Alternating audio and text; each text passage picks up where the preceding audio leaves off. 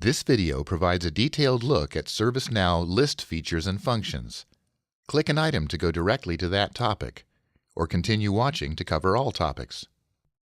A list displays the records from a data table, such as the incident, problem, or user table. Lists appear in the content area. For example, here's the list of all incidents. The list interface consists of a title bar, filters, breadcrumbs, and columns of data. Each column corresponds to a field on the table, but the list doesn't necessarily display all fields from the table. We access list controls via the List Title menu icon or by right-clicking the title bar. We have the option of selecting a specific view, which is a predefined set of columns for the list, or selecting a saved filter to filter the list display. Currently, we're viewing all incidents with no filter applied.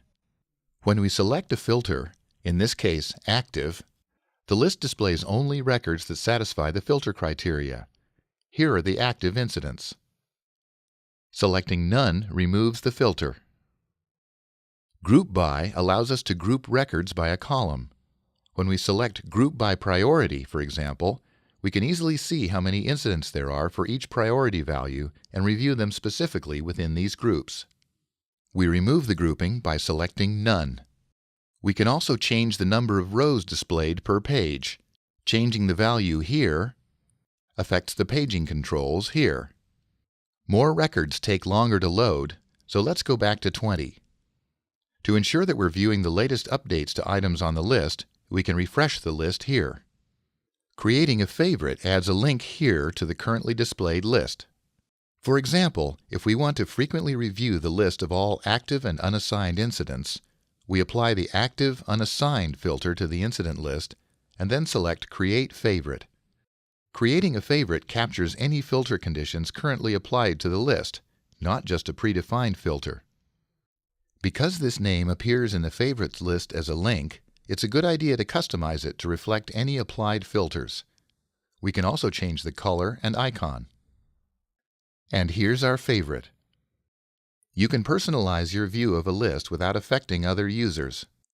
These checkboxes offer display and editing options. And here we specify which fields to display in the list columns. Let's replace Caller with Opened By. Best practice is to not change the first column in a list, number in this case. That's because lists are usually configured so that when a user clicks an item in the first column, the system opens a record from that list. If Opened By were the first column in the incident list, clicking an item in that column would open a record on the user table, not the incident table. This is inconsistent with expected behavior. Here's our Opened By column. We can sort the list by any column by clicking the column name. Clicking the name again reverses the sort order. You can also access sort options through the List Column context menu. A filter is a set of conditions applied to a table to help you find and work with a subset of the data in that table.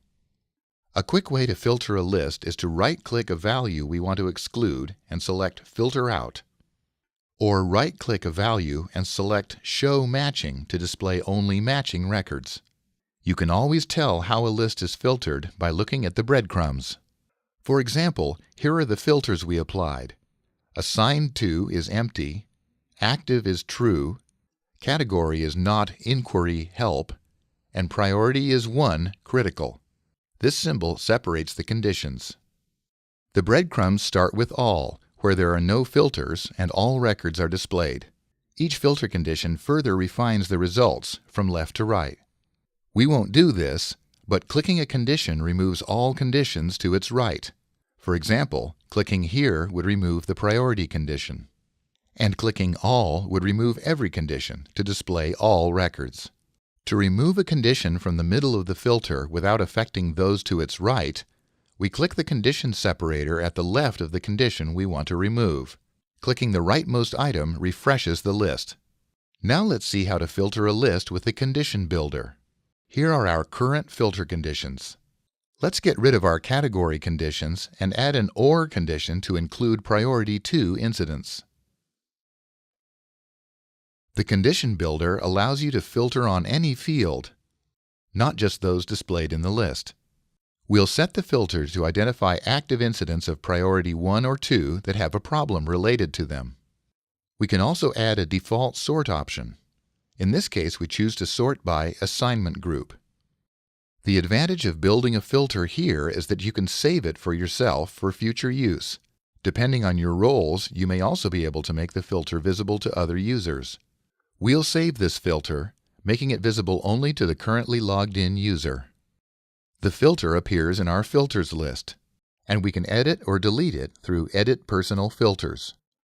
Now let's look at several ways to search a list. The Go To option allows us to perform a quick search on one column. Our choices include all visible fields in the list. Let's search the number field for 1. If we don't enter an operator along with the search term, the system automatically applies a default operator. In this case, it applies the ends with operator, which is reflected in the breadcrumbs. And the search locates all incident numbers ending in 1. Clicking this search icon hides or displays the column search fields, which allow us to search on multiple fields. Let's search for records whose short description field contains the term email and whose category ends with where. Using the asterisk wildcard tells the system to return records where our search term appears anywhere in the string. And the category search brought up both software and hardware. You can use wildcards to construct complex searches. Wildcards are listed in the product documentation. Their operations are reflected in the breadcrumbs and in the condition builder. And of course, here you can add more conditions if you want to. If the table was defined with a text index, we can run a keyword search across all its fields, even those not visible in the list, like this. Notice that the label changes from Go To Search. This text search supports Boolean operators, which must be entered in uppercase. You can also search for exact phrases by enclosing them in quotation marks. All records containing the specified keywords are displayed. Context menus provide 3 different levels of list control. The List Title menu, which we've already seen, the List Column context menu, which appears for each column, and the List Fields context menu, which is available for each value in the list. Administrators can configure the content and behavior of these menus, including which users have access to each option, by role. The base system includes default configurations for most of them. Here we'll show the more commonly used options. You can check out the others in the product documentation. Options available to you may differ from those shown here.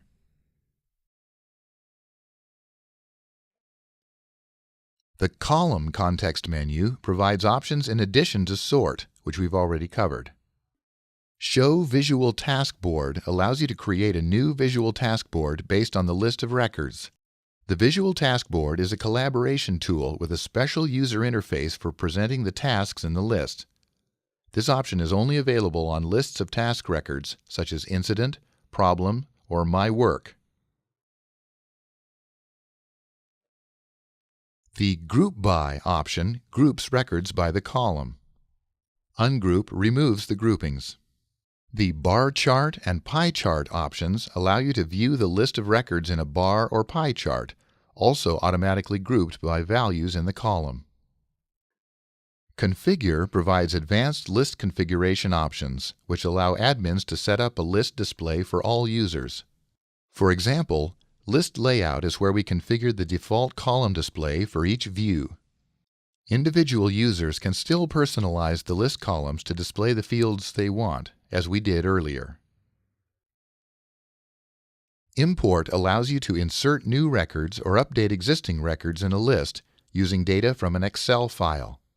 And with Export, you can save all currently displayed records and columns in several formats, like Excel, CSV, or PDF. Update Selected allows you to update one or more fields on multiple records at a time. First, you need to select the records like this. It works the same way as Update All Records. For example, Bert is out on disability leave, so we need to reassign all of his incidents to someone else. This confirms that we want to update all the listed records. Now we just fill in the field or fields we want to change and click Update. Right-clicking any value in the list opens the List Fields context menu, which varies by table. Here we'll just cover these items, which appear on the Field Context menu for most tables. Additional options appear for certain record types and user roles. For example, Assign to Me assigns a record, such as an incident, problem, or change, to the logged-in user. See the product documentation for details about these options. We've already seen how these first two items filter the list by the value we clicked. The next two items copy the record's URL or sysid, respectively, to the clipboard. The sysid is useful, for example, to make certain REST API calls to the instance. Assign Tag allows you to create a new tag or assign an existing one to the record. Users can filter records by tags, and the system administrator can configure notifications to be sent out when records with specific tags are updated. Now let's look at other ways to act on list records. We can preview a record, in this case an incident, by pointing to its reference icon. Clicking the icon opens the record. Clicking a linked item in the list opens that record. For example, clicking the record number opens the incident, clicking a user name opens the user record, and clicking an assignment group opens the group record. If it's enabled, the list editor allows us to edit field values in a list without opening a form by double-clicking beside the value to be changed. We won't go into detail about the list editor here, but it's enabled by default for most tables. It can be configured by administrators, and it supports editing multiple records at a time. The Activity Stream icon appears in the List title bar for all tables that track activity, for example, the Incident, Problem, and Change tables. Clicking this icon displays a real-time, sequential account of activities for the currently listed records. By clicking an entry in the main list stream, we can view the activity stream for that record. You can also perform actions on list items by selecting all currently displayed records, or a subset of them, and then selecting the action from this list. For more information, please consult our product documentation, knowledge base, or podcast, or ask a question in the ServiceNow community.